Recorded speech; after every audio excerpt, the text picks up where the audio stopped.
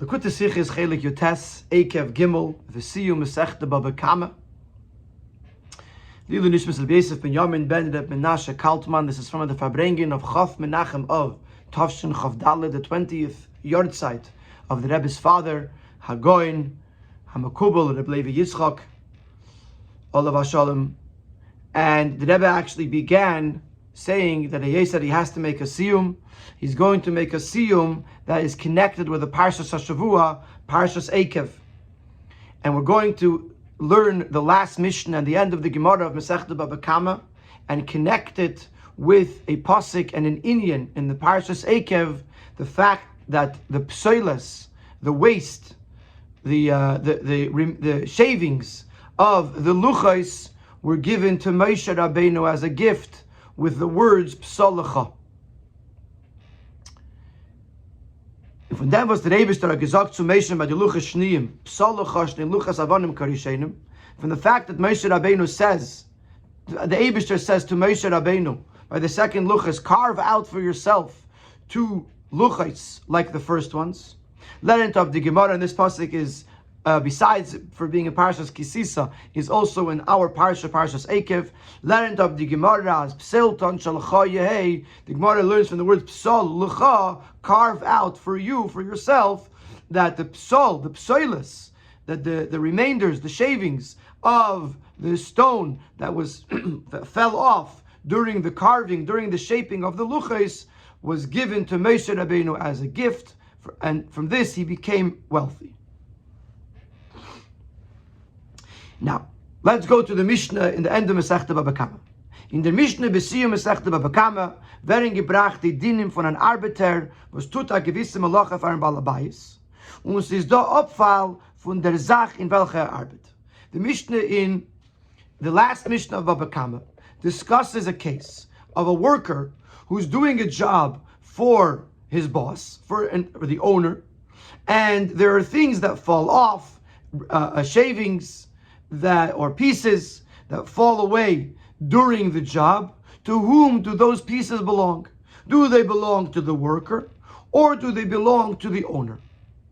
So the sagt die Mishnah. So the Mishnah says das ist seine, oder das gehört zum Balabais. Does it belong to the worker or to the Balabais? Sagt die Mishnah muchin sha'akevis moitzi. Fibers, pieces of material that come off the garment when the launderer washes it. Harelu shalei belongs to the person doing the laundry. V'sha'asayrik moitzi, but pieces of material that come off when the person combing the wool to make it into a material, when those pieces come off, harelu shabalabais, then those pieces will belong to the owner. And the Rebbe brings in the brackets based on Rashi. That which the launderer causes to fall off the garment through washing it is a kleinigkeit. It's a minute amount. Of the balabais is not makbid. So the balabais, the owner doesn't care about it, and therefore the worker can keep it. The river belongs to some kaivis, and therefore it belongs to the launderer. Aber das was der was kämmt is moitzi durch kämmen, but the one who's combing that which comes off the wool when combing belongs to some balabais, that belongs to the owner. Because it's more significant, and therefore the owner doesn't forgo it, he doesn't give it away. Weiter bringt die Mishnah andere Fallen. Then the Mishnah brings other cases. When das ist shaloi, und when is it shabalabais? When it belongs to the worker, when it belongs to the owner. Masha chedesh moitzi b'matzod, that which the carpenter takes off with a tool called matzod. In English, it's translated in adze, A-D-Z-E, which is a tool that has like a curved piece of metal at the end that pulls off very small shavings. But does einen sehr dünne Spendelach, which what comes off are very thin splinters. It belongs to the worker because it's very small, it's insignificant. Ubechashil, was is mit a kardum mapil shvoin gas, in a chashil, which is more like an axe, which breaks off larger wood chips, larger pieces. Shabalabais, then it would belong to the owner, because since the pieces are bigger, they're more significant, the balabais cares about it, and therefore he gets to keep it. When the Mishnah is Messiah, and then the Mishnah concludes, All this, where we're differentiating between bigger and smaller, if it belongs to the workman or if it belongs to the owner, is only if the workman was working off-site, not in the domain of the balabais. If he's working in his own workshop or wherever it might be. But the Mishnah concludes that if the person was working in the domain, in the property of the balabais, af nesoiris, even the nesoiris, which Rashi says, afilu dak dak, the sawdust, which is very thin, which comes out from under the sander, which is very, very thin pieces like sawdust, still shabalabais belongs to the balabais, because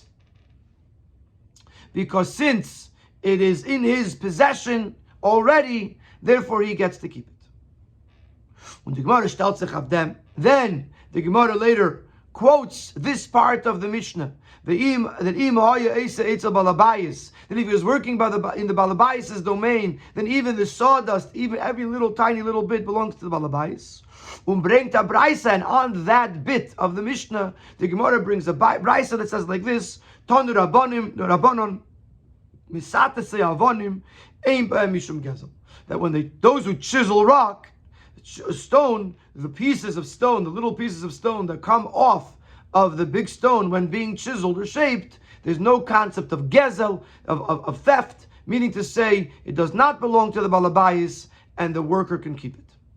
So this is the Mishnah and a part of the Gemara that is the Siyum, that's the last Mishnah, and a part of the Gemara that's towards the end of the Masechta. And now we're going to bring a Siyum that the Rebbe Marash made on Masechta Baba Kamma, that was written down in a Reshimah, in a journal entry, if you will, by the Rebbe Rashab in his Ksav Yad Kodesh, and was later printed by the Rebbe in the Sefer HaTeldus of the Rebbe Marash. Sefer although there's a full set called Sefer HaTeldus, but the Sefer HaTeldus of the Rebbe Marash was compiled and brought to print by the Rebbe himself in Tafshin Zayin in 1947 by the instruction of the Frierdiker Rebbe, as the Rebbe says in the Fabrengen. And in the back, and towards the end, there is this Reshimah that is printed of a Siyum that was made by the Rebbe Marash on Masechta Baba Kamma. And it says like this: after Braise stellt sich the Rebbe Marash on this Braise that says the Mesata Sayavon, those who chisel the stone. There's no concept of gezel.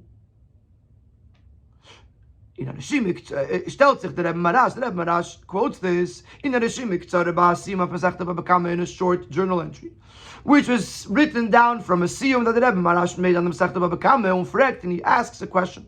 Af in din misata se'avonim ein b'mishum gezel, and this din that we just mentioned from the Braisa, that when you chisel a stone, there's no concept of gezel on those little pieces that fall off. This is the lashon of the Rebbe Marash. The tzorich love, we have to understand, if the din is that when you chisel stone, the pieces that fall off, the shavings, the chips, there's no concept of gezel, they belong to the worker. We have to understand him. Why did the Eibush have to say to Moshe that the psoiles will be yours? Since there's no concept of gezel, upirish. What does it mean there's no concept of gezel? Those pieces are hefker. They don't belong to the owner of the stone. Now the workman is right there, closer than the balabais is. At least that's how we are understanding this now. That the woman is closer than the balabais, and therefore he can grab it right away and take ownership of it because it's hefker. So why does Hashem have to say to Moshe psalacha? Seemingly it would have belonged to him anyway. Uner effort. And the Rebbe Marash answers, Achsham Sanpirin. Over there by psalacha, the stone was sapphire stone. It was precious. It was expensive. The Kana Amar Avonim Stam. Here where it says Mesata say Avonim, it's referring to regular stone. Avos Sham Hoya Even Tov. There it was valuable stone, and therefore you don't say Mishum Gezel. There's value to it. And if there's value, then you can't say there's no Gezel involved. So he asked and answered. The question is, L'cheira, why does Moshe Rabbeinu have to be told that he could keep the stone Seemingly, the Bryce already said, "Ein ben mishum gezel." There's no stone, and there's no concept of gezel, and the worker can keep it. And the answer is the Mesat Avonim applies to regular stone, but by sapphire stone there is a concept of gezel, and therefore Hashem had to tell Moshe clearly psolacha. Otherwise, Moshe would not be able to keep it; it would belong to the Eibishter. Now, before we can truly analyze and understand the Rebbe Marash's question and answer, we have to clarify something, that there's two opinions as to where the stone of the second luchas came from. Did it come from under the kisei hakavod of the Eibishter, under the Eibishter's holy throne, or did it come down here from somewhere on this earth, on this physical plane? And we have to understand according to which opinion is the Rebbe Marash talking. So let's see. The fact that the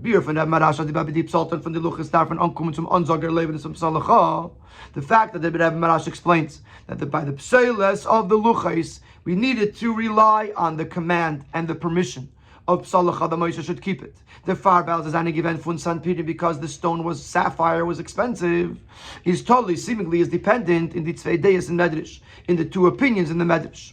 Rav Levi and Rabbi Yechanan, these two opinions, there's two. One is Rav Levi, one is Rabbi Yechanan. Omer, they both say, Meheichan psalon, from where did Moshe carve out the stone? One opinion says that they were carved out, they were excavated from under the kisei hakavod. Another opinion says, it happened in Moshe's tent. And he explains, the Eibishter created a quarry in the tent. From there he quarried, or he excavated two tablets of stone. But not and he kept for himself the pseiles, the leftovers. And from there he became wealthy, because this stone that he was carving out inside of his tent was sapphire stone. Now, later, so this means, now according to the first opinion, the luchas came from above. And according to the second day, the excavation came down below. And the second opinion, that it happened down here on this earth, is also consistent with a simple understanding of the psukim. As the tziva is given, that the Eibishter's commandment was, carve out for yourself 2 tablets of stone. And then the pasuk says, and ascend to me onto the mountain.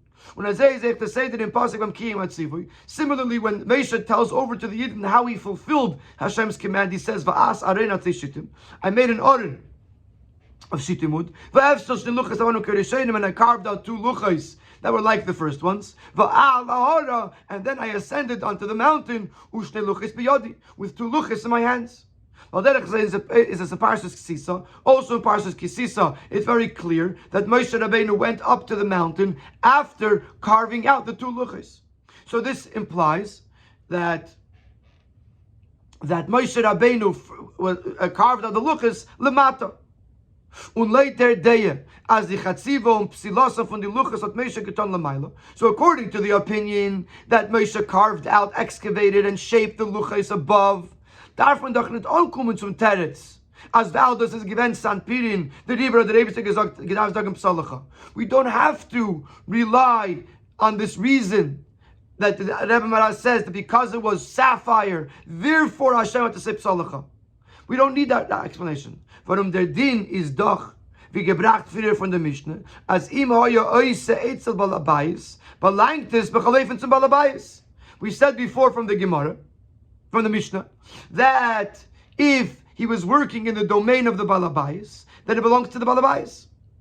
So, according to the opinion in this medrash, that the luchais were carved out and prepared above, then Moshe Rabbeinu was working etzel balabais, and even if it was regular avanim, regular stone, it would still belong to the Eibishter, because he's the balabais, and eitzel balabais, arei ein shel balabais, and therefore you would need psalacha even with regular stone. Plus haste, as a filu when it's volt given, Kavonim Stam need kein sanpirin. Even if it was regular stone, not sapphire stone. Since Moshe was doing this above in the domain of the Eibishter, from Psolacha, we would need to have the permission of the Eibishter that Moshe should keep the Pselis as Pselton Sholcha, because without Hashem's permission, the din would be that it belongs to the Eibishter as the Balabais. So this leaves a sort of a question. Why is this not mentioned at all by the Rebbe Marash? Why does the Rebbe Marash not go into this at all? He ignores this machlokes. He doesn't address whether it was done l'mayla or l'mata. And we'll see in Siv Beis right away that the Rebbe Marash is taking the opinion that it was made l'mata, and therefore he doesn't address the asa and l'mayla, the opinion that the luchos were made l'mayla in Shemayim. Siv Beis. In the Rishima Hanal, in order to understand how we get there, we're going to continue what the Rishima says. Is there Mamshech, the Rishima continues as follows. As Rashbatz had gefragt, the Chassid, Rashbatz was a Chassid of Shmuel Betzalel Sheptel, the Chassid of the Tzemach Tzedek. He's mentioned in Hayom Yom. The first time he came to the Tzemach Tzedek was Lamed Shvat. And then later he was a chassid by the Rebbe Marash and also by the Rebbe Rashab. So the Rashbatz asked the Rebbe Marash on this answer. The Gabi Lamaila Eine Teifes Makam Afilu Even Teif. The Rebbe Marash is explaining that Avonim Stam have no value and therefore Hari Ein B'hem Mishum Gezel. But Sanpirin, sapphire stone does have value, and therefore, therefore there is a concept of gezel. So the Rashbat says by the Eibishter there's a difference between Evan, regular stone, and sapphire stone. Nothing is of significance to the Eibishter. The value of stone in this world doesn't carry significance to the Eibishter. So why would you be mechalik? Why would the Rebbe Marash differentiate between regular stone and sapphire stone when you're talking about the Eibishter, the Balabayis? The Rebbe Marash answered. So the Rebbe Marash answered, Harei Asan Lamata. Moshe Rabbeinu made the luchos down here below. The Be'esan Shel Maila Lo Yeh Pselis. Because the luchos of above, there was no pselis. There's no concept of psalacha in the luchos above. Anything that's made above is totally holy and spiritual. There's no concept of pselis. Everything is perfect above. So if we're discussing a pselis, it must be Lamata. And therefore, and the answer to the Rashbatz is that if Moshe is operating Lamata, then we have to follow the parameters and the rules of Mata, of this world, where Sanpirin, where sapphire is more valuable than stone, and therefore it would belong to the Eibishter, and you would not say Ein B'hem Mishum Gezel, and therefore they would as to say Psalacha. But now that we understand that the Rebbe Marash is talking about Harei Asan Lamata, B'meile Falt Eich Op Di Shaila Hanal. This would also remove the previous question of Eitzel Balabayis that seemingly Moshe was if it was the Maila, it was Eitzel Balabayis. But it didn't give any Eitzel Balabayis. Moshe wasn't Eitzel Balabayis because he was Lamata.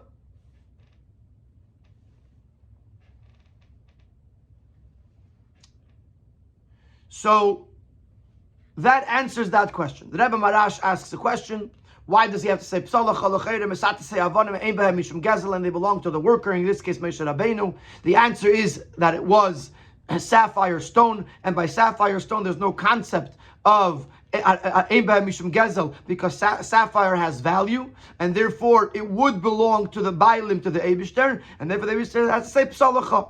And you can't ask me, L'Chayre Moshe was Eitzel Balabayis, and Eitzel Balabayis, it always belongs to the Eibishter, and that's why he said Psalacha, and not because of the fact that it was a sapphire, because the Rebbe Marash is taking the approach that Lamaila there's no psoilis, and therefore if we're discussing Psalton Shaluchais, it must be Lamata, and therefore Lamata, it's not Eitzel Balabayis.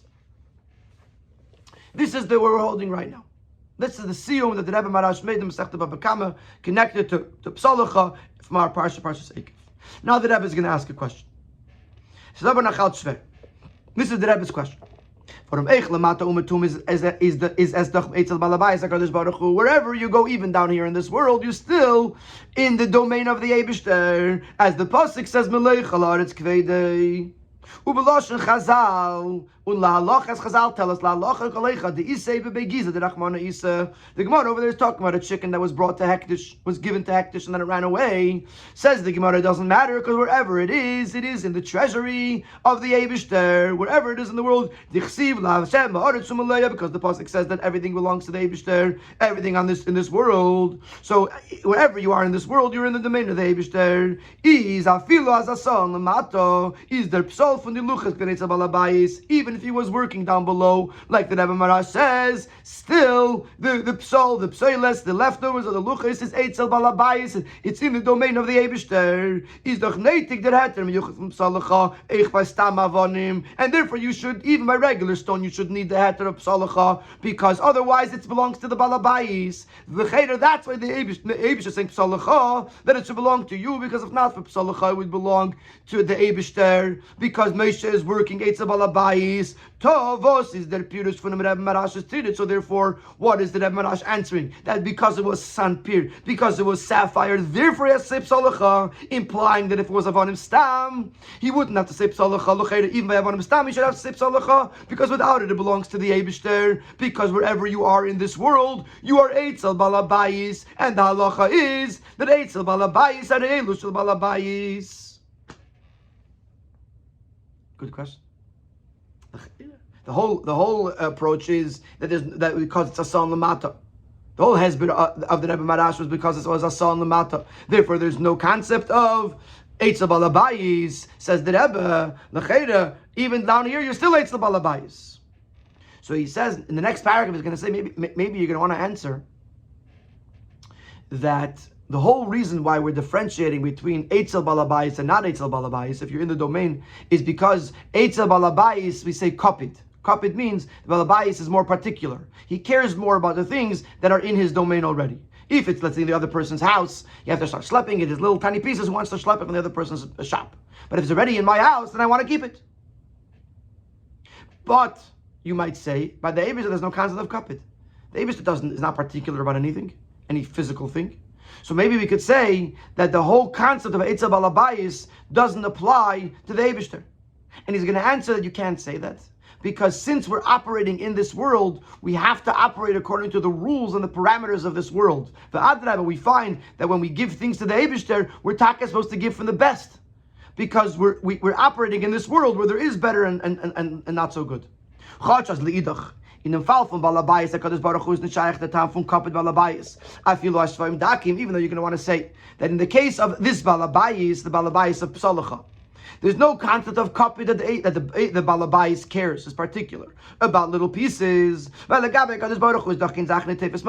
Eibishter nothing takes significance. Who's nicht shaykh King Kapit, and you can't say that he is particular, and there's no difference by the Eibishter between precious stones and regular stones. Similar to the Rasbatz's question. So maybe the reason why the Eibishter says psalacha is because even though Moshe is eitzel balabayis, but by the Eibishter we're not going to be mechalik between eitzel balabayis and not, because there's no concept of kapit by the Eibishter. There's no concept of the Eibishter being particular about little pieces. Is aber da chilik. But there is a difference because if he's asan lamata, if he's working down here, because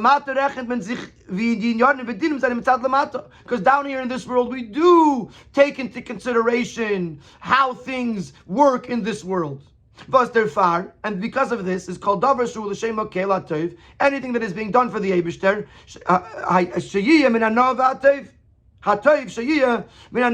the proper thing is that it should be done from the best and from the nicest. The pasuk says, "Kol chelev la'Hashem." Chelev means fat, and the way we understand from this that the fat, the best, should be given to the Eibishter, which means that in this world we do see something to be more valuable, more juicy, more precious for the Eibishter. As a filu by avonim stamps. Now he concludes his question again. So that would imply that even by regular stone, v'baldes is eitzel balabayis hakadosh baruch Hu, since it's in the domain of the Eibishter, who's the balabayis, is areelu shebalabayis it should belong to the Balabayis. Venice is Bishus Balabayis, Kapit Balabayis Alakil, because when it is in his domain, he cares about every little detail. Even more than that. Since whatever the Eibishter created, nothing was created for waste, for nothingness, is the Chedek Leipach. The Eibishter is a Valas Kapit. The Eibishter cares about every single detail. He doesn't care about the value of stone versus precious stone. But the Eibishter created precious stone, the Eibishter created stones. Everything the Eibishter created was for the purpose. So everything that has a concept of Kapit. So Kapit does exist by the Eibishter, the concept of being particular. And therefore, since wherever you are in this world, you are Eitzel HaKadosh Baruch Hu, Eitzel Balabais, you're in the domain of the Balabais, and the halacha is that when you're Eitzel Balabais, it belongs to the Balabais. So even by Avanim Stam, you need to have the heter of Psalacha, because otherwise it belongs to the Eibishter, to the Balabais. So we have a question on the Rebbe Marash. Why does the Rebbe Marash have to answer that it was Sanpirin, that it's because it was sapphire? Implying that by Avanim Stam, it would have belonged to Moshe Take. How could it belong to Moshe if it's Eitzel Balabais? And Eitzel Balabais, the halacha is that Harei Elu Shel Balabais. Sif Gimel, he's going to suggest that by Avonim, not uniquely by the Eibishter, but any case of Masata say Avonim, when the Mishnah, the Braisa, says Ein Behem Mishum Gezel, the Braisa is not Mechalek bin Eitzel Balabayis or not. The Eitzel Balabayis is in other cases of the Mishnah that the Mishnah brings, but by Masata say Avonim, Ein Behem Mishum Gezel across the board. The Rebbe is going to suggest this as an answer, and that's why we can say that the reason is of Salacha is because Moshe's Eitzel Balabayis, because there's no concept of Eitzel Balabayis by stone, and then he's going to refute it by saying that it's a Chayrev. As Masat say Avonim is nitod their din from their Mishnah. Eitzel Balabayis afan neseiris Balabayis. Maybe let's say that by the case of stones, there's no din which the Mishnah brings, that if he's working by the Balabais, even sawdust belongs to the Balabais. That does not apply to stone. V'horaya. What would be the proof to this? Die Braise, Mesat say Avonim ein bei Mishum Gezel. This Braise, werd gebracht in der Gemara, is brought by the Gemara, nicht after tale from der Mishnah, wo es redt sich wegen die Protei Dinim Ziyas Shaloya Deshal Balabais. Not in the first part of the Gemara, where it's discussing what the Mishnah said, that certain things belong to the worker and certain things belong to the Balabais. Not of the Siyum Mishnah. The Gemara quotes the end of the Mishnah. That if he was working in the domain of the Balabayis, then it belongs to the Balabayis. On this, the Mishnah, the Gemara brings Von them is mashma. Ados was Mesat Se'avanon Eime Mishum Gezel is need place when they're peil arbeit bazich. So for this we could say that the Gemara is trying to tell us that which the Mishnah says that's in the cases of the Mishnah. Even if he's Eitzel Balabayis, Ein Behem Mishum Gezel. And that would fit with the Braisa. Wie die andere fallen in the Braisa. That would go well with the other cases of the Braisa, such as Mefazge Ilonis, Mefazge Gefanim, pruning the trees or pruning the vines. Was the arbiter doch bepastos in dem Kerem Neshus von Balabayis. It's a Balabayis. If he's working on the Balabayis' trees or the Balabayis' vines, then obviously he's in the Neshus of the Balabayis. So it makes sense that Mesata Seyavonim, which is part of that same Braisa, is also in the Neshus of the Balabayis. So there's really like two rayas here. Number one, from the fact that the Gemara brings it on the words Limayis Eitzel Balabayis is implying that the Braisa is adding on to the Mishnah, that even though the Mishnah says that Eitzel Balabayis, that it belongs to the Balabayis, but, says the Gemara, if it's Mesat Seyavonim, Ein Behem Mishum Gezel, even Eitzel Balabayis. And it also works for the rest of the Braisa, which is talking about Eitzel Balabayis. And this would help us understand that Rebbe Marash, Valpize is moving past us, was Rebbe Marash sagt, Ados was man hat gedarft ankommen zu Psalacha, is weil die Luches an gewen Sanpirin. This will make sense why the Rebbe Marash says that the fact that we needed Psalacha is not because we were Eitzel Balabayis, but because we were using sapphire stone. For by Avanim Stam is kinaf community this rishus from Peil, the rishus from Balabayis. Because by regular stone, there's no difference between if you're in the domain of the Balabayis or you're in the domain of the worker. Alam Olei by Mishum Gezel is never Gezel. And therefore, if Moshe had been carving regular stone, it would be his automatically. Even though he's Eitzel Balabayis, because by stone, we're suggesting now to say that there's no concept of Eitzav Balabayis. Even in the domain of the Balabayis, the stone still belongs to the worker. And therefore, if it was regular stone, it would belong to Moshe Rabbeinu. So therefore, but Marash says to say the fact that the Hashem says Psalacha is because it was sandpir and it was sapphire stone. The Rebbe refutes this explanation, saying it's a doichik. Weil die Svaritz mechalek that zwischen die Arbeit was der Peil tut, Eitzel Balabayis oder nit, is echt Masat Sevanim. The same logic that works for the other cases in the Mishnah to differentiate between whether you're in the domain of the worker or the domain of the Balabayis, that same reasoning, that same logic works by stone. Like we said before, one of the ways of thinking is that if it's in my domain, if I'm the Balabayis, that I don't have to go and schlep it from somewhere else. It's already in my domain, and I wanted to keep it in my domain. So why would I think to differentiate between twigs or wood or sawdust? I'm sorry, or stone shavings. He said, why would I think to differentiate and say that the stone shavings are different? Befrat as leishtamet shum pesach zu sagen, dass man besatz sehr abonim is nicht other din as im hoya esa etza balabais after sesh balabais. Especially since we find no pesach that actually says that by chiseling stone there's no din that if you're working in the domain of the balabais then it belongs to the balabais, even the dust. Nochmer. Additionally, another issue, another problem that we have with this suggestion that by misatas avanim there's no concept of etzel balabais, meaning to say that even etzel balabais it would belong to the worker. In the Rishima he explains that it's hefker, and the uman is closer to it. The lecheda is the pirush baza. As eich das was mesatas yavanim ein beim mishum gezel is davke when das is nit etzel balabais. If he says that the uman karav yesel azeh, he must be implying that it's talking about not in the domain of the Balabayis. But if it's in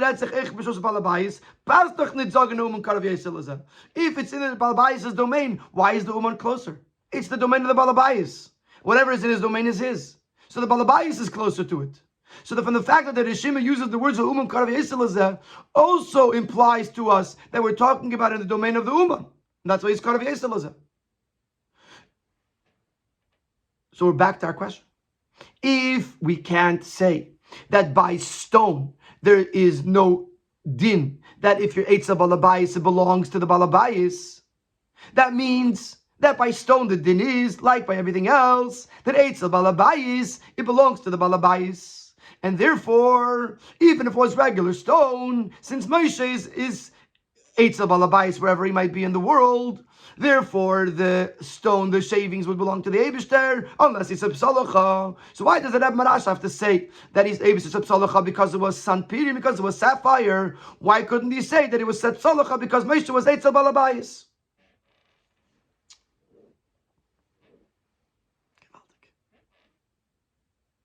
So clear. So it's such a simple yet brilliant question. And now in Sif Daled, we're going to start going into the answer.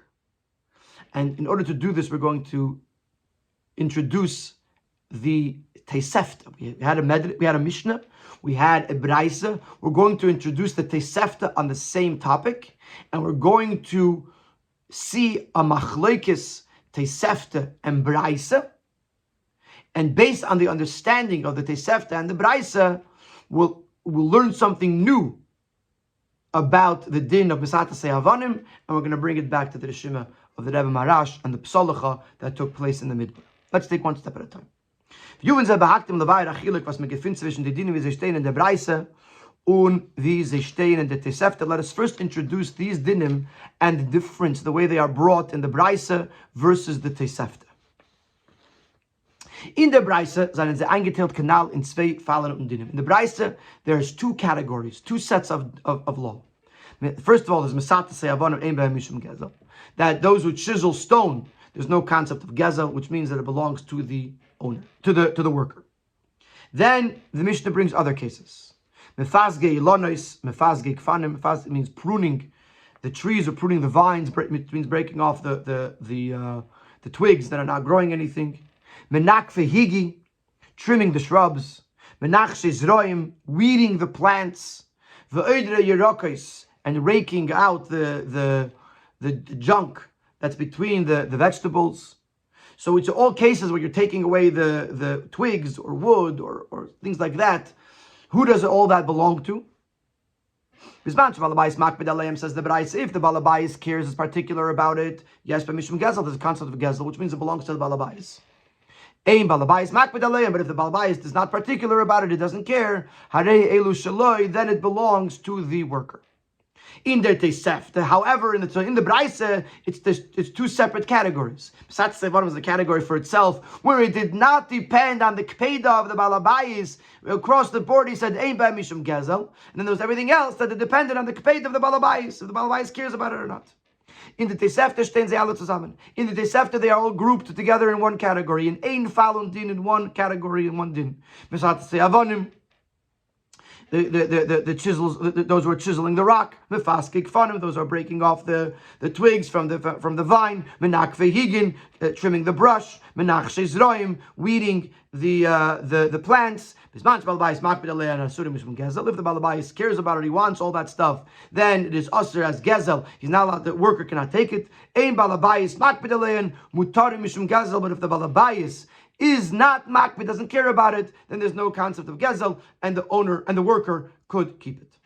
So we see from here, es ist aplukte zwischen sei, tziba mesate sei avonim, helft kvedas habalabayis. So by everything else, all the other types of work, both the Tesefta and the Braise agree that it depends on the kpeda, on the care of the balabayis, if the balabayis is particular or not. But by mesate sei avonim, there's a machloikis between the Tesefta and the Braise. According to the Braise, we don't care about the Balabayas. Regardless, we said, Ein Ba Mishum Gezel, the worker can keep it. And in the Tesefta, he said that, like everything else, it depends on the Kped of the Balabayas. That only if the Balabayas does not particular about it, only then could the worker keep it. Thus is there Taba Plukta, what is the explanation of this Machlekes? Before he says, he just says, Ulahoyer, important to note, as in Tur, Chatscher bringt euch dem Din beim Mefasge Ilonus und Eidre Yerokis, was steht bloß in der Braise und nicht in Tesefta. The wording, the choice of words that the Tur uses are words that are in the Braise and not in the Tesefta, such as Mefasge Ilonus, which is not mentioned in the Tesefta, and Eidre Yerokis, which is not mentioned in the Tesefta. Zogt it aber kefiyat Tesefta, but Mesata Se'avonim is totally Kpedes Balabayis. Nevertheless, he paskins like the Tesefta. So this implies that according to the Tur, there's not a machlokes between the Braise and the Tesefta. He merges them together. But our understanding is going to be that there is a machlokes over here, and therefore we have to explain the machlokes. So that the Tur is brought in as a side thing, that there is a way to learn that there's no machlokes here at all. That's how the Tur learns somehow. But according to our understanding of it, there is a machlekes, and therefore we have to explain what is the reasoning of the machlekes. And here the Rebbe goes on to explain what is the machlekes between the Tesefta and the Braise. Later Braise, and we're going to explain first the Braise. Is da an Unterschied zwischen Mesate Se'avonim and the andere Fallen? There is a difference between the stone and all the other cases, such as Mefaz Geilonis, Menach Shizroim, from the pruning the trees to weeding the plants. Why is there a difference? Val der Opfall from Mefaz Geilonis, the fallout, the remainder of what falls off of the Mefaz Geilonis and all the other ones, has more significance, has more value than the pieces of stone that fall off when chiseling the stone. Und der Riber idos tolui in der Kpedes Balabayis, and therefore it's dependent on how the Balabayis feels about it. Yes, by Mishum Gezel. If the Balabayis cares about it, then there's a concept of Gezel, and the worker cannot take it. But if the Balabais is not particular about it, the worker can keep it. But the reason why we're giving it into the feelings of the owner is because there's something there, there's value there. And therefore we have to say, 1 second, how does the owner feel about this? And then he adds in the brackets another aspect to the halacha. Or in a place where the custom is to not be particular about these things. As the meaning Anshe Medina dort is nitzu makbid sein, the custom of the people of that place is to not be particular of them davar muat on this small amount. Is a feel of an abalabayis prati is makbid, then in that case, even if an individual person, owner, does care, batla daite, his opinion becomes irrelevant. Because the custom has been accepted that they're not particular, and therefore that becomes the accepted custom even in this individual's case. So either we're going to depend it on this individual person, or we're going to depend it on the custom of the place. But the reason why we're even going into this is because it has chshivus. It has some value to it, and if we will want to know what does this person say about it, or what do the people say about it, we're not going to just say let the worker keep it. In a moment, we're going to say, however, by misat say avonim, by the stone, there's so little value that therefore we don't care what the owner feels or thinks. We say right away it's hefker and belongs to the worker. Before we get to misat say avonim, there's one more detail here within this concept, in this next paragraph. But in dem fall, then as is tolu yinkpedas balabayis, that we're saying that it is dependent on how the balabayis feels about it. Under balabayis is nit makpid, and if the balabayis is not particular about it, so there's two reasons, there's two ways to explain why these pieces are permissible to the worker. Other. One way is weil sein nit makbid sein is kilo wird mafkir given. The fact that he wasn't that he doesn't care about it is as if he made it, he rendered it ownerless. Was demo darf sein hefker lechaladam nit nur zum peil oder anish prati. Then it is ownerless to the world, not specifically being given to this individual person or any other individual, or the worker or any individual person. That's one way of looking at it, that it's hefker. Oh, this is al derech v'yamatana, or it's like a gift. The Baal says that more, since it's so insignificant, is there balabayis chaynin v'noisen to yadin was vetasnemen. The balabayis is ready to graciously give it away to whoever will take it, even without asking. Now, just to clarify, my personal understanding here is that these two approaches are not negeya to the not relevant to the machloikis of the Tosefta and the Braise, or to the differentiation between Mefazge Ilanas Besat Se'avanim. It's a general nafkamina ledina that when you do say that if the balabayis is not makbid, the worker can keep it, or someone else can keep it, it can either be said as matana or as hefker. The Rebbe in the Fabrengen actually brings an nafkamina ledina. For example, once they make it hefker, you can't take it back. So if when he gave it to the worker to do the work, he didn't care about the pieces, it became hefker, and then the worker took ownership of it. The balabayis can't change his mind and say, "Oh, I changed my mind. I want to keep it." Masha'en kain, if you say it's a matana until a kinyan is made, the balabayis could change his mind, and therefore, if he gave it to the worker to do the work, and then while he was working on it, the balabayis changed his mind, and he says, "I want to keep the pieces," he would be able to keep the pieces. This is just one example of an afkamina ledina, whether you say matana or hefker. But the way I understand this is it's really a parenthetical inyan that is not necessarily negeya to the whole mahalach of the Sikha, as we're building up to understand the machlekes between Tosefta and Braise, by understanding the difference between Avonim and Ilanis. That's Ilanis, etc. That's my understanding of this. So let's go back inside and let's conclude. What we said in the Bir Bazet, that by Mefazge Ilanis and those other things in the Braise, because they do have some chashivus, they do have some significance, therefore the halacha is that it's dependent on the kped of the balabayis. If the balabayis is makpid, then no one could take it. If the balabayis is makpid, then no one could take it. If the balabayis is not makpid, the owner can keep it. Oh, but when you're talking about the chiseling of the rock, of the stone, but the Loshna Braise is aim by Mishum Gezel, the Braise says, doesn't say kapid or not kapid. He says aim by Mishum Gezel. What's the pshat? Is the chshivus from the breklach avonim weiniger wie mevaskelanus. the significance, the value of the pieces, the shavings of the stone, is less than by mefazge ilonis, by the other cases of the Braisa. By Zay darf man it own kommen zum Hatter von ein Balabayis makbid aleim. And therefore by the stone, we don't need the Hatter, that the Balabayis is not makbid, he doesn't care about it, and therefore the owner, therefore the worker can have it.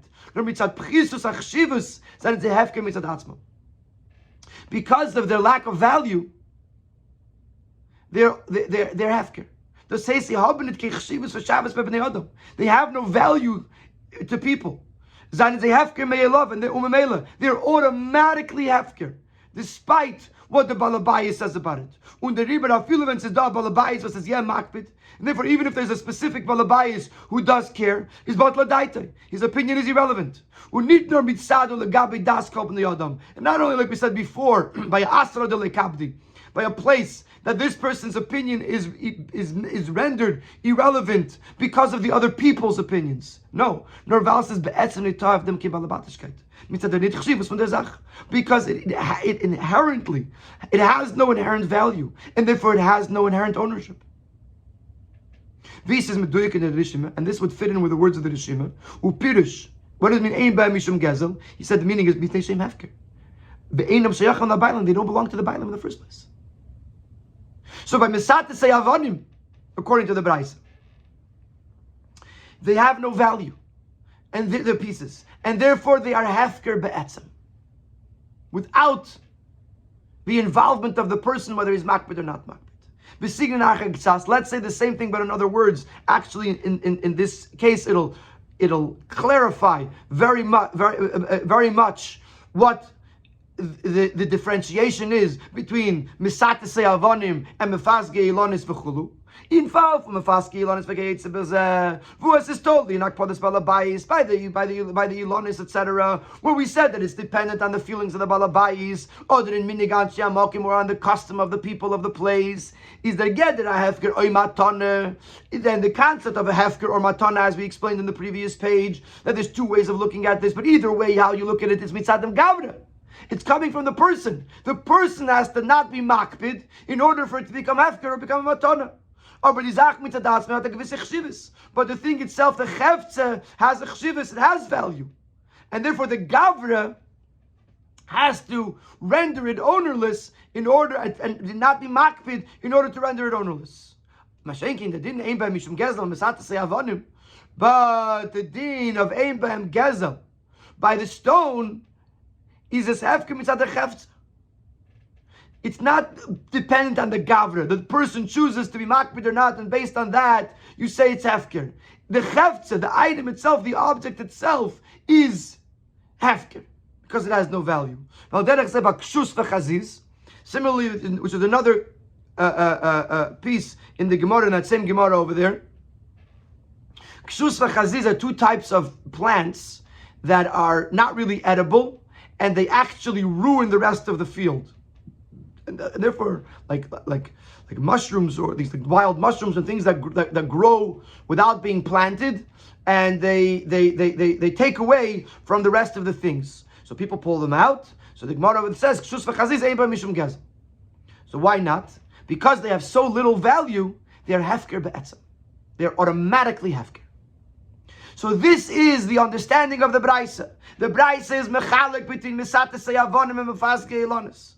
Why? Because misatese avonim, there's no value to it. Therefore, the chefze is hefker. And even if the balabais is makbid, we say ein ba mishum gezel. And mefazge ilonis, etc., the other cases of the Mishnah and the Braisa, I'm sorry, being that the things that fall off do have some value. Therefore, the chefze is not hefker be'etzem, and we have to depend on the gavra. We have to ask the person how he feels, or the asra de lekabdi, or if it's a place where nobody cares. But there has to be a lekabdi, there has to be someone who's not makbid in order for it to become hefker or matana. How would this fit in with the Tosefta? This was the explanation of the Braisa. How is this going to apply to the Tosefta? And in Sif A, we're going to try to learn from this to the Tosefta. But first, we're going to have to introduce what is the difference between a Tosefta and a Braisa. Is there a time of Pluktis Wissen the Bryce and the Tesefte? Now we can understand the difference between the Bryce and the Tesefte. Was sagt, dass Mesat Sevan sein Tali in Kvedes Balabais, which according to the Tesefte, Mesat Sevanim is dependent on the Kved of the Balabais. Not like we just explained in Siv Dalit. That by according to the Bryce, Mesat Sevanim is not dependent on the Balabais because it's Hefker Be'etzem. The Tesefte doesn't agree. Why? The Chilek Klali. So let's first introduce as follows. What is the general difference between a Braisa and a Tesefte? This is that is explained. As Tesefte is Mishnah. The Tesefte is a supplement to the Mishnah. It's not learned as in we learned somewhere else, so the Rabbanon taught, because it was learned right here together with the Mishnah. The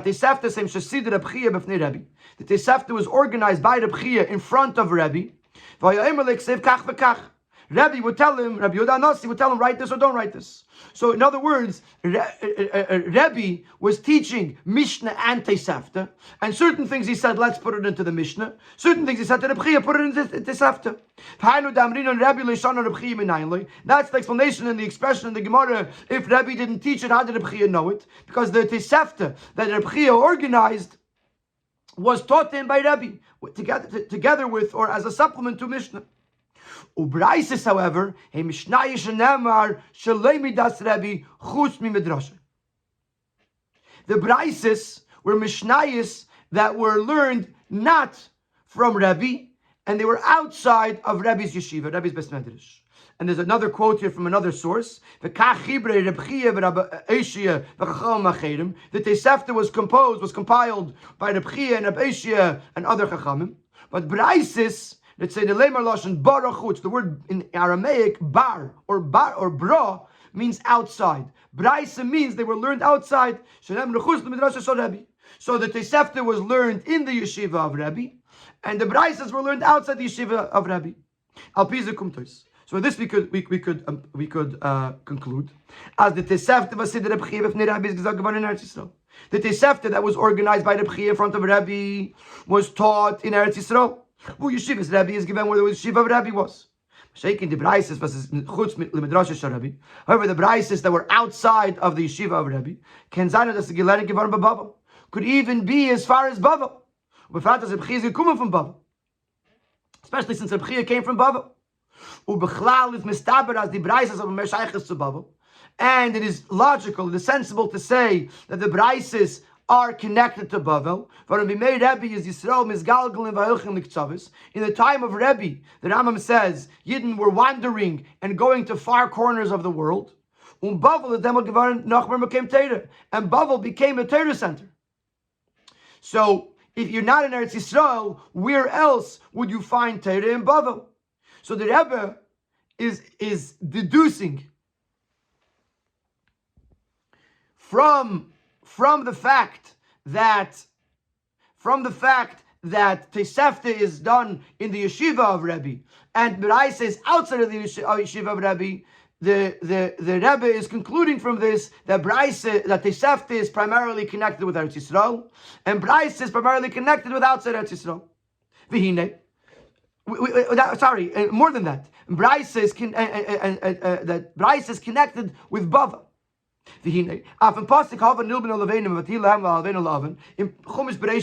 When the people were creating the Tower of Bavel, the pasuk says that they said, let us make bricks, and the bricks will be as stone. Rashi says that in Bavel there's no stone because Bavel is a flat land. Stone mountains are made of stone, but if you're flat, there's not a lot of stone. The Dibur is in Bavel. Therefore, in Bavel, stone was not a used commodity, and therefore, von die Avonim was man dorten, wenn es ist gebracht, nicht gar nicht Chshivas. So even if you did bring stone to Bavel and you use that stone, the pieces that fall off have no use, and therefore they have no value because nobody uses stone in Bavel. Und der Frage sagt the Breise, als Mesate sei Avonim ein bei Mishum Gezel. That's what the Breise, which we explained previously, says that by Mesate sei Avonim there's no Gezels, there's an Hefker Be'etzim in Bavel, they're Hefker Be'etzim. Und a Makbid is Batla Daitin, someone who is Makbid on those pieces, his opinion becomes irrelevant compared to everyone else. or even compared to the very thing like we said before, batla daite, because it is hefker be'etzem.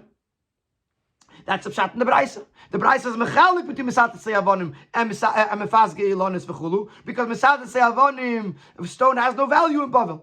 And therefore, even if a person wants it, we say, Batla Daite, it's Hefker. In Eretz Yisrael, however, in Eretz Yisrael, where the stone is a used commodity. Stones are used for building and other uses. Eretz Yisrael is praised with one of the details is that her stones are stones like iron. They're strong. So therefore, even the pieces of stone that fall off have some significance. Similar to the pruning of the vines. And therefore, their permissibility and the lack thereof, if you say it's mutar also, is dependent on the balabayis, because Mesat has a different value. It's absolutely brilliant. The reason there's a machlokes within the Braisa and the Tosefta is not because inherently they disagree, because they're talking about two different cases. The Braisa is talking about Bavel, where in Bavel stone is not used, stone has no value, and therefore, even if the Balabayis is makpid, Eiba Mishum Gezel, it's a chefza. But in Eretz Yisrael, where stone is used, the Tosefta says we have to ask the Balabayis how he feels, because stone has value, and therefore it's not Hefker Be'etzem, and therefore it's totally in Kpeidas Balabayis, it's totally in the Gavra, just like Mefaz Geilonis, according to the Braisa. So now we see earlier in the Sikha we said, why would there be a difference between Mefaz Avonim and Mefaz Geilonis? We see there's a difference. Mefaz Avonim has much less value than Mefaz Geilonis, at least in Bavel. So now we're going to go back to the Rishima of the Rebbe Marash, and we're going to understand it on a whole new level. Now we can understand this Rishima of the Rebbe Marash. Since the Yidden at the time when Moshe Rabbeinu was told Psalacha by the Eibishter, Yidden were traveling through the Midbar, through the desert. Vus is nitragel.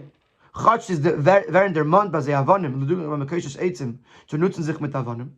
Even though it is mentioned sometimes Avonim in the Midbar, for example, by the case of the Mekoshesh Eitzim, the person who chopped wood on Shabbos, they say he was stoned. So there were stones there, but it clearly was not a common use. Wifrat binyan, especially to build something, they weren't building permanent buildings. They were traveling and then camping and then traveling. They were constantly on the move.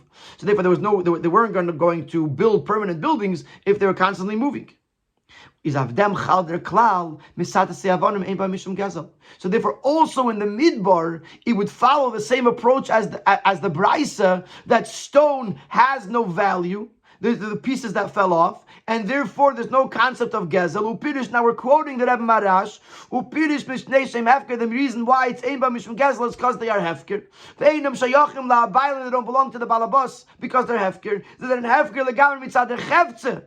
Nidno mitzad dem was the balabayis is was ein balabayis makbid gavra canal. It's not just because of the gavra that he's not makbid, because of the chevtze they are hefker be'etzem. Haint. And based on that comes the Rebbe Marash's question: Shalibvas atmen gedarft ankumen zu psalacha psilton shel chayehi. L'cheira ein bei mishum gezel. And let me just add something here to make sure we understand. The chiddush of the Rebbe here is that even Eitzel Balabayis, if you remember in the beginning we were debating whether Eitzel, if it's Eitzel Balabayis, it should be a Hareilush Balabayis. The Rebbe is explaining that because Misatasei Avonim has no chashivos and it's hefker be'etzem, even Eitzel Balabayis it's hefker be'etzem, because it's not up to the peit of the Balabayis. And even if it's in the domain of the Balabayis, it's still Hefker Be'etzem. And that's why the Rebbe Marash asks the question, why does Moshe have to be told, Psalacha, it's his anyway. Even though he's Eitzel Balabayis, it doesn't matter. It's Hefker. and therefore belongs to Moshe Rabbeinu. One of them is the answer, and therefore the Rebbe Marash answers, Sham Sanpirin v'kano maravanim stam, by Sanpirin is nicht shaykh der din ein beim mishum gezel. Wie beim Mesata say avonim el chabenet chashivus. And by sapphire stone, we don't say that there's no din of ein beim mishum gezel, like we say by Mesata say avonim. Varum psalton shos Sanpirin haben machshivus. Okay, move on. Und the Rebbe is moving mit darf ankommen zum Amlek Baruch Hu Moshe B'Salacha, and this is why the Rebbe had to say to Moshe B'Salacha, because it was sapphire stone, and by sapphire stone you can't say Eibem Mishum Gezel, because the whole reason why we said Eibem Mishum Gezel is because there's no value, and sapphire has value, obviously. So just to add something which I already started explaining before this paragraph, in Sif Gimel, the Rebbe suggested that maybe by Mesata Say Avonim there's no concept of Eitzav Alabayis. That even Eitzav Alabayis is saved by Mishum Gezel. The Rebbe said it's a doichik for two reasons. Number one, because there's no svara to differentiate between Mesata Say Avonim and Mefaz Geilonis. And number two, because the Rebbe Marash said V'uman Karav Yeselazeh. The Uman is closer, and if it was Eitzav Alabayis, then the Balabayis is closer. So but now the Rebbe is going back on that, so to speak. It's not a doichik anymore. Because number one, there is a svara to be mechalek between Mefaz Geilonis and Mesat Say Avonim, because Mefaz Geilonis has value, and Mesat Say Avonim doesn't have value in certain places such as Bavel or the Midbar. And then in the brackets he answers the Uman Karav Yisrael. When they're Birush in Lashon HaRishima, Ha'uman Karav Yisrael is nit legabe dem Eibishten Balabayis. In the question, we thought that the Uman means the Uman is closer than the owner. So in this case, Moshe is closer than the Eibishter. For him, Doug Gaten on the din von Eitzav Balabayis canal. Because we're not talking about Eitzav Balabayis anymore. So what does it mean, Uman Karav Yisrael? It means for Shar B'nai Adam. Was the far as the Uman Dafke V'mela Das Kena. What it means, Uman Karav Yisrael, it means that the Uman is closer than the rest of the people. He's not closer than the Balabayis. It doesn't matter about the Balabayis. Because even Eitzav Balabayis, it's still Hefker. So the Balabayis is not a player here, B'chlal. What does the Rebbe Marash mean for Uman Karav Yisrael? That it's Hefker Be'etzem, but the Uman is closer to it than the rest of the people of the world because the Uman is working on it, and therefore the Uman gets it from the Hefker before anybody else does. And that's why he asked the question. Moshe gets it first. It's Hefker. It goes to Moshe right away. And you can't answer that it's Eitzav Balabayis because even Eitzav Balabayis, it's Hefker. And it doesn't matter where it is. And therefore the Rebbe Marash has to answer that it's because of the Sanpirin. Because it was sapphire stone, and sapphire stone has chashivus. Therefore there's no concept of ein b'hem mishum gezel, and therefore it would, if it's ein b'hem mishum chashivus, if there has a chashivus, then it's totally on the kpeda of the balabayis, and therefore the Hebrews have to say psolacha, that I'm giving it to you as a matana. Ad kan, this incredible understanding of the Rebbe Marash's Siyum and Masechta Baba Kamma, which we went in not fully understanding it, and now that we were able to understand the difference between Bavel and Eretz Yisrael, the difference between a Tesefta and a Braisa, and the reason why there seems to be machlekes between them, and we can apply the case of Bavel to the Midbar and say it's the same thing, that if Avonim don't have value, unlike Mefaz Geilonis, we now understand the question of the Rebbe Marash, we now understand the answer of the Rebbe Marash, and it's just amazing. Now in Siv Zayin, the Rebbe brings his own beer. Another beer, what was meant when the Eibus said Psalacha. Nach a beer, was man kann sagen, man geht zum Heter vom Psalacha bei die Luchas. Das, was man gedarft ankommen zum Heter vom Psalacha, is nicht mit dem, was Psilton belangt zum Balabayis zum Eibishter. It's not because really the Psilis belongs to the Eibishter, and the Eibishter had to give it to Moshe Rabbeinu, which is how we understood it till now, nor for a totally different reason. Wie bald as die Luchas haben sich gedarft gefunden in Oren and Mishkan. The Luchas were in the Oren and the Mishkan. Und wie alle in Yorei HaMishkan und Mikdash, so they're part of the Mishkan, or the Beis HaMikdash. And like everything else in the Mishkan, haben echt die Luchas gedarft gehören zum Tzibur. The Luchas had to belong to the people. As Dar Zayin Moshe L'Tzibur Yafa Yafa, it says in the Gemara in Rosh Hashanah that when you give something to Hekdesh, you have to give the best to the Tzibur.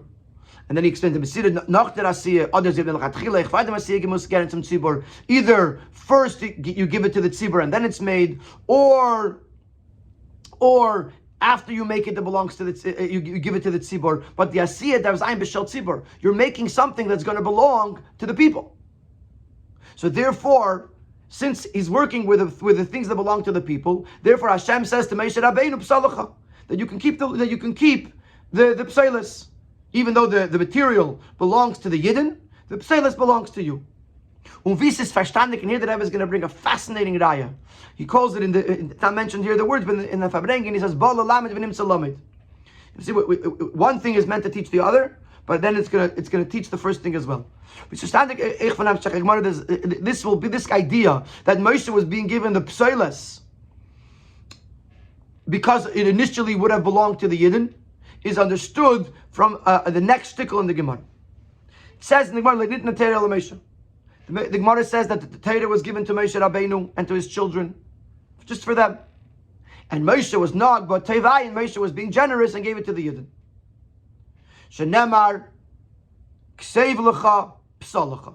There's two psukim. One says Ksev Lecha, write for yourself. Another psuk, says Psalacha. Ma Pseltan Shalach, just like the Pselis of the Luchas Psal was Lecha, Al Ksavit Shalach. Also, that which was written into the Torah is yours and only yours.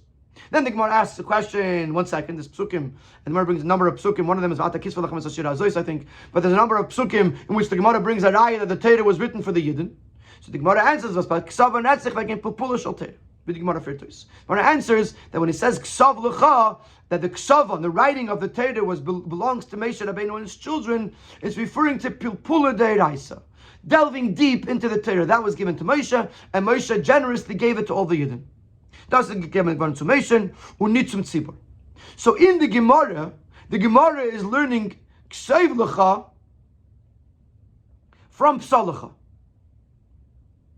That just like Psalacha, that the Psalis was given to Moshe Rabbeinu, so too the Ksev was given to Moshe Rabbeinu.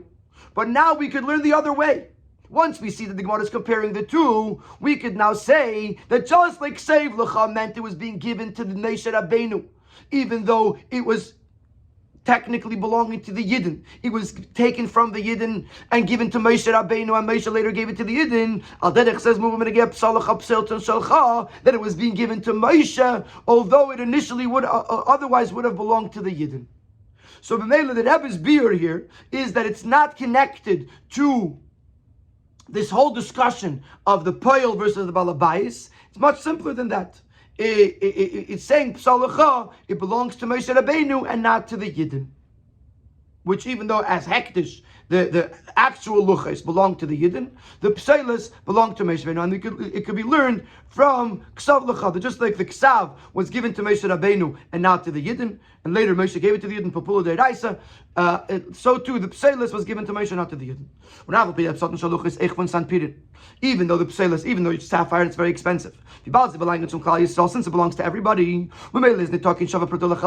that would mean that each person, if you divide it up between everybody, there isn't a pruta value to each individual person. And the lav of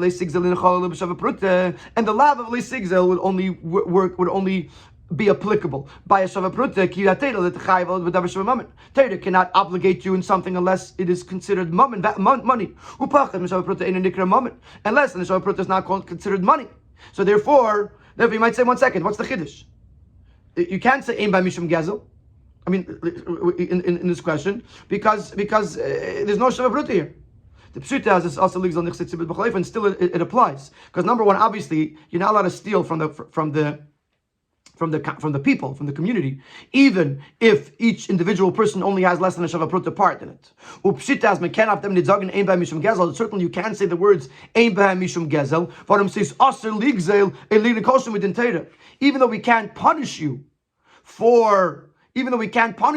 unless it's a shavapruta, but to steal the gneva or gezela is even a koshu, even less than a pruta is not allowed.